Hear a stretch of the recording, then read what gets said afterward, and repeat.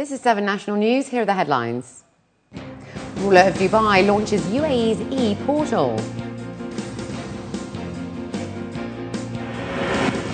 GCC HR Excellence Awards ceremony honours key employers in the region. And European air traffic to resume services in 24 hours.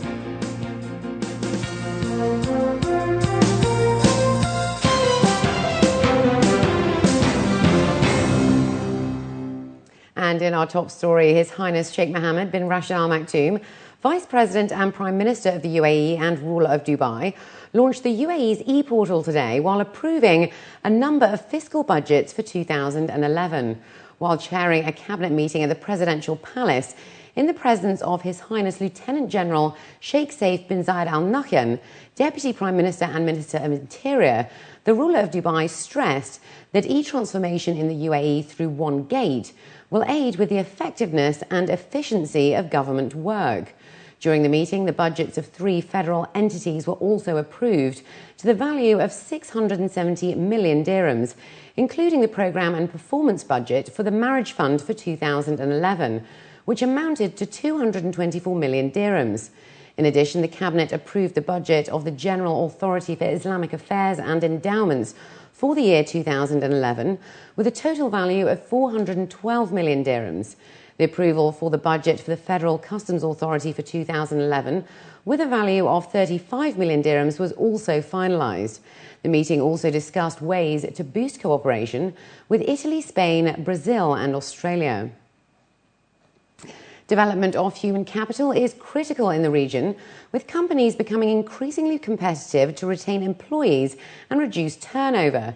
The 3-day 6th Annual Human Assets Expansion Middle East Summit wrapped up today. The summit featured interactive workshops and discussions covering a range of issues and challenges facing HR professionals in the region. Additionally, the summit rewarded individuals and organisations who have contributed to the development of the regional HR last night at the 3rd Annual GCC HR Excellence Awards ceremony. Laura Sexton has this report. Managing human capital is essential to the growth of the region and indeed to organisations. Last night's award ceremony recognised the region's leaders in employment and HR. Dubai Airports and Etihad Airways were the 2 main winners, both scooping 2 awards each. Categories such as Best Employer, Best Nationalisation Friendly Initiative and Best Training Strategy were among the key awards. We had a clear program where we locked in our key employees in a retention program, a financial retention program that pays out a big payment after 3 years. So employees had to continue the 3-year program to be paid out at the end of that. That diffused a bit in terms of financially people leaving you, but I think what it did on the other hand as well is the appreciation and the acknowledgement. Leadership is at the core of all human capital management. Dubai Airports was awarded Employer of the Year, with their CEO awarded Preferred CEO of the Year. The clear vision of companies like this is crucial in creating a new generation of leaders in the region, as well as increasing employee motivation. Paul Griffiths, the CEO, is an excellent role model, and indeed our chairman, His Highness Sheikh Ahmed, is an extremely supportive and very visible leader for employees, and that gives us a huge advantage. They set brilliant examples of leadership and cooperation and are great role models, as I say. Therefore, we're able to extend that within our leadership development model. Organisations now more than ever are recognising the importance of investing in their employees. Hot topics today at this summit are talent management, leadership development and performance management. It is crucial that companies here invest in these strategies in order to retain their key resource, human capital. It's an absolute privilege to receive the 2 awards last night for both our performance management strategy and also our best nationalisation friendly strategy. In relation to performance management, what we have done through the course of 2010 and starting into 2011 is essentially working very clearly to embed a culture of performance management across every aspect of our organisation. We have over 8,000 employees across the globe. 60 different locations internationally. So it's really important that we have a consistent and common approach to managing performance. The diversified workforce in the GCC region makes managing talent a challenging task for any employer. Retention is the key strategy for all employers, with companies across the region needing to be one step ahead to ensure they keep talent. Strategies such as succession planning, embedding family spirit into the organisation and creating a good work environment are essential. Lourda Sexton, 7 National News. Emiratis are thriving over other individuals of any other high-income country, according to a recent report by Abu Dhabi's Gallup Centre. The director of the Gallup Centre, Dalia+Mogahed, said that unique variables such as learning something new and spiritual fulfillment are driving UAE locals, and that 95% of women aged 15 to 29 have at least a secondary education. 63% of more than 4,000 nationals that were surveyed said they were thriving, compared to 43% of the other nations, which included 18,000 people in Bahrain, Kuwait, Qatar, Saudi Arabia and the UAE. The report also highlighted that fewer number of Emirati men were likely to pursue higher education. The advancement of technologies and policies will be key for the development of energy systems to reduce greenhouse gas emissions, according to the latest special report on renewable energy and climate change for the UAE and the Masdar Institute. A panel discussion was held in Abu Dhabi today between the Masdar Institute of Science and Technology and authors from the Working Group 3 Intergovernmental Panel on Climate Change. The panel discussed the findings of the report surrounding clean technology systems and current research that is being conducted at Masdar. The SRREN report, according to Masdar's Executive Director Stephen Griffiths, enables policymakers and the private sector to identify ways to integrate renewable energy technologies into future energy systems. It showed how renewable energy has the potential to grow to meet 80% of the world's energy demands by 2050, if backed by the right public policies. Dubai Municipality has recently cracked down on unauthorised markets in different regions of Dubai. The move comes as part of the municipality's keenness on public health and safety, as these markets offer and sell foodstuffs which do not meet the requirements and specifications approved by the municipality. Khaled Salim Suleten, head of Environment Emergency Office, said that the action aims to deter this negative phenomenon that threatens the health of society. The source, validity and authenticity of foodstuffs displayed in slum areas are not known at the department. Suleten urged workers and supervisors to guide their employees not to deal with unauthorised vendors or buy unsafe food. He also called upon the public to cooperate and report any such misdemeanour. Dubai+Sat 2 is well underway, according to the Emirates Institute for Advanced Science and Technology. Senior officials released to the public the satellite specifications and improved capabilities that will complement Dubai+Sat 1.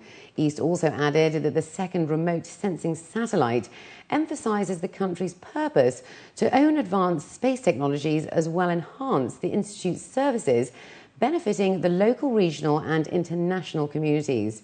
Khadija Salih has more.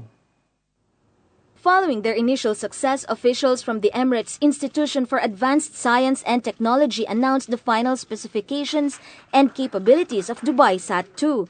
Company officials say the entire project, valued at $50 million, is an additional feather on Dubai and the UAE's cap. The improvement in Dubai+Sat 2 from Dubai+Sat 1 was the increase of the capacity of getting these images and the increase of downloading these images, and also we have capabilities of multi-imaging in the same path, which means we will have faster response to image requests from our customers. And also we have new technologies, like we will be controlling the orbit of the satellite, so we can go higher in the orbit in altitude or go lower. Also we will be able to point the satellite when we take the images.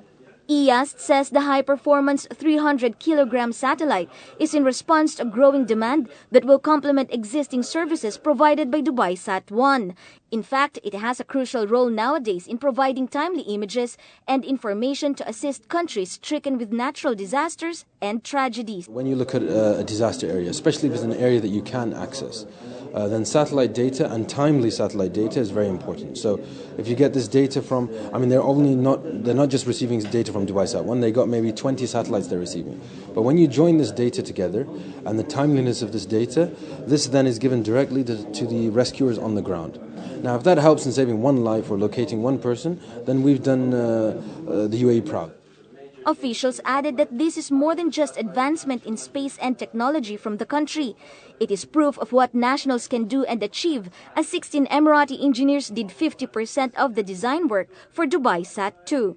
On the country level, we are investing in the future generation. We are, at the country level, we are supporting different sectors because the area of advanced technology is the future. To build, to reach, if you want to enhance the knowledge-based economy, you have to, invest in that.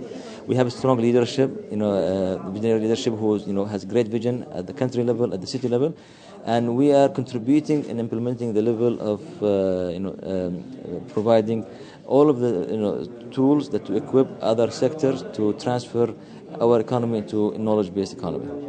According to officials, they expect investment return in the coming 4 years as the demand for satellite images from government organizations, agencies and universities remain high. Dubai+Sat2 will be launched sometime during the fourth quarter of 2012 from Yasny Cosmodrome in Russia. Khadija Sali, 7 National News. And looking abroad now, the ash cloud billowing from the Grimsvotn volcano in Iceland affected Germany on Wednesday and may affect Poland later in the day. But the situation should go back to normal in the next 24 hours if the activity of the volcano remains calm, according to the European Air Traffic Agency. As the ash cloud moved eastwards, flights resumed over the UK and traffic was mostly normal in Scandinavia, but hundreds of flights out of Berlin and Hamburg airports were cancelled. The situation now may go back to normal as weather officials indicated that the eruption seems to have decreased or even come to a halt. The eruption is its most powerful since 1873 and stronger than the volcano that caused trouble last year. But it has not created the kind of chaos caused by the Icelandic volcano last year, as the eruptions and composition of the ash cloud are different this time around. The volcano is somewhat different this time in that, first of all, it has not been erupting with the same violence as it was this time last year. The eruption has not lasted for the same amount of time, and the composition of the ash cloud, whereas I'm not a specialist in volcanoes, but we understand the composition of the ash cloud is somewhat different, and therefore the dispersion and the disappearance of the ash cloud is more rapid than it was last year. Hailstones pelted a residential neighborhood in Dallas, Texas on Wednesday as a series of powerful storms continue to form and move across the southwestern and midwestern United States. Forecasters expected new storms to move into the area during the night as a line of tornadoes marched eastwards from Oklahoma, where at least 2 people were killed and many more were injured. 2 more people died in Kansas in storms on Tuesday. The death toll from a monster tornado that hit Joplin, Missouri on Sunday rose to 123, with 750 people injured and many missing.